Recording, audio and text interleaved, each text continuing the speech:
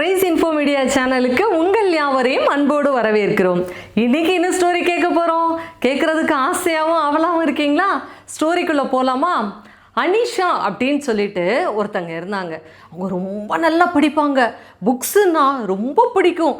எக்ஸ்ட்ராவாகவே என்ன செய்வாங்க, ரொம்ப படிச்சுட்டே இருப்பாங்க. நீங்கள் கூட அப்படியா இல்லையா?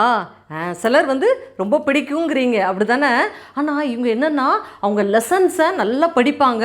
அது போக அதுக்கு ரிலேட்டடாக இருக்கிற புக்ஸ் எல்லாம் லைப்ரரியில் போய் எடுத்துகிட்டு வந்து என்ன செய்வாங்க, நிறையா படித்து எக்ஸ்ட்ரா பாயிண்ட்ஸ்லாம் எழுதுனா நமக்கு மார்க்ஸ் நிறையா கிடைக்கும் அப்படின்னு சொல்லிட்டு அப்படிப்பட்ட ஞானத்தை தேடுவாங்க. யார்? இந்த அனிஷா. சரியா? அவங்களுக்கு லிசியா அப்படின்னு சொல்லிட்டு ஒரு ஃப்ரெண்டு இருந்தாங்க அவங்க கிளாஸ்லே. ஆனால் அவங்களும் ரொம்ப நல்லா படிப்பாங்க. இவங்களுக்குள்ள போட்டி இருக்கும், யார் ஃபஸ்ட் ரேங்க் எடுக்கிறா அப்படின்னு சொல்லிட்டு. ஆனால் இந்த லிசியா ஆண்டவரை ரொம்ப உறுதியாக பற்றி பிடித்து கொள்வாங்க. டெய்லி ஜெபிப்பாங்க. டெய்லி வேதத்தை வாசிக்காமல் எந்த வேலையும் செய்கிறது கிடையாது.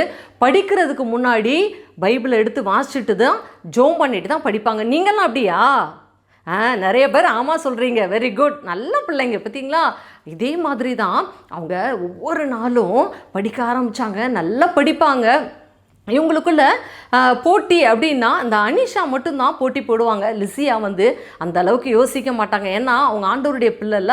இந்த அனிஷாவுக்கும் அவங்க அம்மா நிறைய அட்வைஸ் சொல்லுவாங்க. இப்படிலாம் இருக்கக்கூடாது, ஏசப்பாவை நீ தேடணும் அப்படின்னோடனே ஆண்டவர் தான் ஞானத்தை தருகிறவர். போங்கம்மா, நீங்கள் இப்படியே சொல்லாதீங்க, அப்போ நம்ம படிக்கவே மாட்டோம். ஆண்டவர் ஞானத்தை கொடுத்தா போதுமா, நம்ம படிக்கணும்ல அப்படின்னோடனே தப்பாக புரிஞ்சுக்கிடுவா. அவங்க அம்மா நிறையா டைம் அட்வைஸ் சொல்லுவாங்க, ஜோம் பண்ணிட்டு படி. ஆனால் அதெல்லாம் அவன் என்ன செய்ய மாட்டா, கேட்கவே மாட்டா. படிக்கிறது மட்டும்தான், அப்படிப்பட்ட ஞானம் தான் எனக்கு வேணும் அப்படின்னு சொல்லி ஒவ்வொரு நாளும் யோசிப்பா. ஆனால் அவளுடைய ஃப்ரெண்டு லிசியாவுக்கு நிறையா ஃப்ரெண்ட்ஸ் உண்டு. அந்த பிள்ளைங்கள்லாம் என்ன செய்வாங்க, லிசியா கிட்ட நிறையா அட்வைஸ் கேட்பாங்க. அவங்களுக்காக அந்த இடத்துல ஜோம் பண்ணுவா, நிறையா அட்வைஸ் கொடுப்பா, அவங்களுக்கு புரியாட்டா சொல்லி கொடுப்பா. ஆனால் இந்த அனிஷா யாருக்குமே எதுவுமே சொல்லி கொடுக்க மாட்டா. நம்ம மட்டும் படித்தா போதும், நம்ம மட்டும் நல்லா இருந்தால் போதும் அப்படின்னு இருக்கலாமா? இருக்கக்கூடாது தானே? ஆமாம். சரியா? நீங்கள் அந்த மாதிரி இருந்தீங்கன்னா இன்னும் அப்படி இருக்கக்கூடாது. ஆண்டவருடைய பிள்ளைங்க மற்றவங்களுக்கு சொல்லிக் கொடுக்கணும் நிறையா தெரிஞ்ச விஷயங்களை. அப்போது அந்த மாதிரி தான் அவங்க இருந்தாங்க. ஒரு நாள் அவங்க ஸ்கூலில் எக்ஸ்கர்ஷன் கூட்டிகிட்டு போகிறாங்க. அப்போ எல்லோரும் பயங்கர சந்தோஷம். நீங்களாம் போயிட்டு வந்துட்டீங்களா? சூப்பராக இருந்ததுன்னு சொல்கிறீங்க.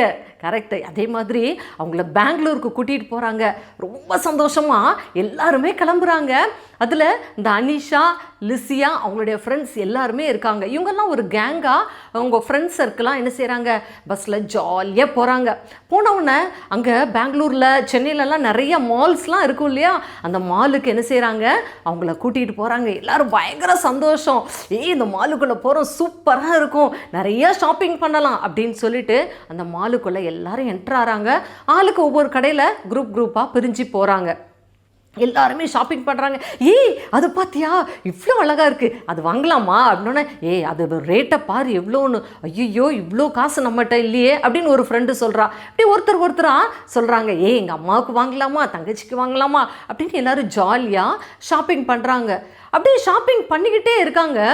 மால்குள்ளே போனால் டைம் போகிறதே தெரியாதுல்ல. வெளியில் எப்படி என்ன நடக்குது, எவ்வளோ டைம் ஆச்சு ஒன்றுமே தெரியாது. ஒவ்வொரு கடைக்குள்ளையா போக போக அவங்களுக்கு டைம் போனதே தெரியல. திடீர்னு பார்க்குறாங்க, மணியை பார்க்குறாங்க. ரொம்ப டைம் ஆயிடுச்சு. ஐயோ, நமக்காக வெயிட் பண்ணிகிட்டு இருப்பாங்க, நம்ம கிளம்பலாம் அப்படின்னு சொல்லும்போது எல்லா ஃப்ரெண்ட்ஸும் கேதர் ஆகிட்டாங்க. ஒருத்தரை மட்டும் என்ன செய்யலை, ஆளை காணோம். யாருன்னு கெஸ் பண்ணிட்டீங்களா? அந்த அனிஷாவை ஆளை காணும். உடனே லிசியா தேடுறா.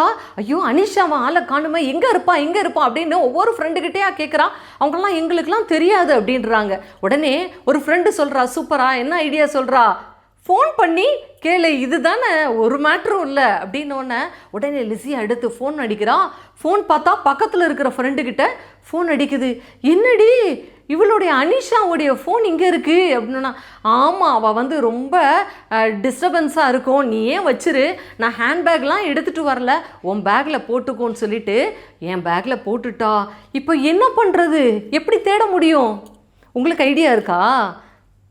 அதே மாதிரி தான் எல்லாரும் யோசிச்சுட்டு இருந்தாங்க. ஐயோ எப்படி தேடுறது, இந்த மால்குள்ளே எந்த கடைக்குள்ளே போய் தேடுறது அப்படின்னு சொல்லி யோசிச்சுட்டே இருக்கும்போது திடீர்னு லிசியாவுக்கு ஒரு ஐடியா வந்தது. என்ன, ஆண்டவர்கிட்ட ஜோம் பண்ணலாம், ஏசப்பா என்ன செய்வாங்க, நமக்கு ஞானத்தை கொடுத்து கரெக்டாக அவளை கண்டுபிடிக்கிறதுக்கு உதவி செய்வாங்கன்னு சொல்லிட்டு அந்த இடத்துல ஏசப்பா எங்களுக்கு அவளை கண்டுபிடிக்கிறதுக்கு ஞானத்தை கொடுங்கன்னு ஜோம் பண்ணாங்க. அப்போ நேராக போனாங்க. இங்கே ஏதாவது புக் ஸ்டால் இருக்குதா அப்படின்னு சொல்லிட்டு கேட்டாங்க.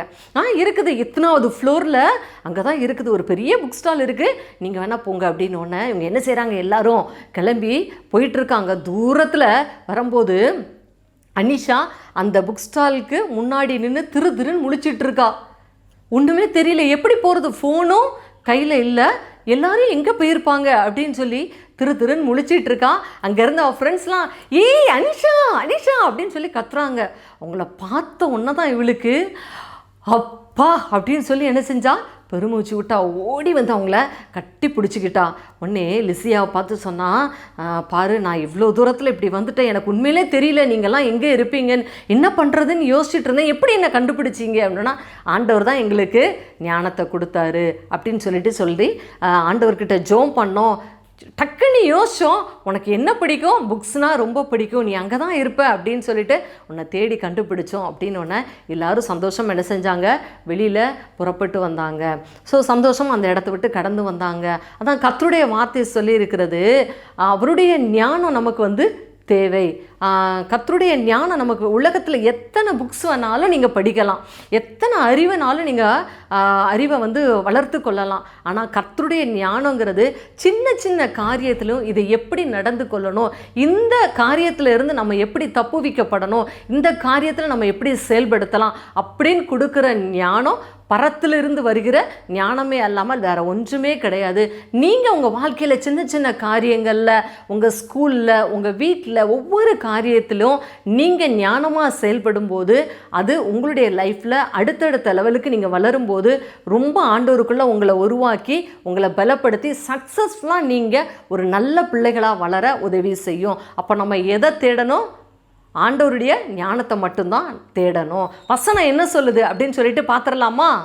கர்த்தருக்கு பயப்படுதலே ஞானத்தின் ஆரம்பம், பரிசுத்தரின் அறிவே அறிவு.